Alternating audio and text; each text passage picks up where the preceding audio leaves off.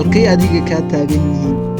maxaa sabab u ah inaan qof in badan wanaag kuu soo galay inaad hal khalad ugaga fogaato xitaa haddaadan ka fogaanin aad qalbiga uga xumaato aad ka dareenta qalbiga khaladka uu ka galay adigoo boqolaal wanaag uu kuu soo sameeyay aan maalin sidan oo kale u dareemin maxaad qof in badan aad jeclay agtaada qiimo ka lahaa ugu nacday hal khalad uu ka galay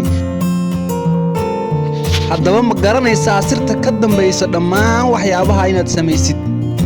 inaad khaladka iyo wanaagga si kala duwan u aragto aad midna aad uga u dareento midna aad dareemi weydo ma garanaysaa sirtu waxay tahay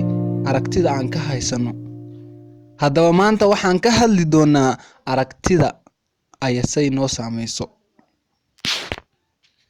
khubarada cilmiga bulshada ayaa waxay dhahaan ma jiro shay u cayiman inuu yahay ceeb ilaa waxay bulshadaasi ka dhigato ceeb mooye sawmaadan arag shay aad adigu u aragto ceeb balse bulsho kale aan adiga bulshadaada ahayn ay u aragto wax iska caadiya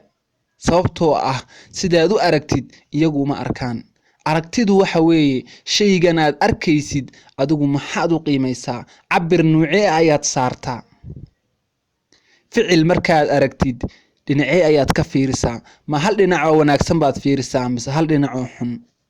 tusaale ahaan ka soo qaado khaladka markeed aragtid maxaad u aragtaa ma khaladka waxaad u aragtaa wax dhici kara mise waxaad u aragtaa wax aad u xun uu qofkaasi iska sameeyay ma garanaysaa farqiga u dhaxeeyo farxadda iyo farxad la'aanta ma waxaad u haysataa inay dadka faraxsan ay wax kasta haystaan oo lagu farxo maya balse aragtida ay ka haystaan farxadda iyo taad adigu ka haysatid ayaa kala duwan isagu dhibaatada gudaheega rafaadka gudihiisa ayuu wuxuu ka arkaa farxad balse adigu adoo waxyaabo badan haysta ayaa aragtaa kaliya daruufaha kaliya carqaladaha kaliya dhibaatada kaliya wixii khaldan ayaad aragtaa adigu balse isagu daruufaha iyo wax kasta isagoo haystaan isagoo sidaadoo kale u dhibaataysan ayaa wuxuu arkaa meelaha yaryar ee wanaagsan khaladka isagoo arkaya ayuu iskaga gudbaa oo wuxuu kaliya fiiriyaa meelaha ay waxan ka wanaagsan yihiin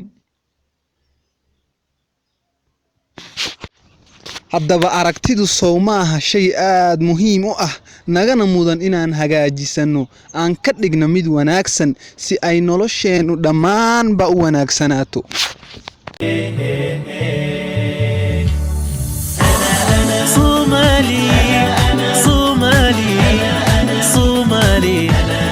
صومالي وأفتخر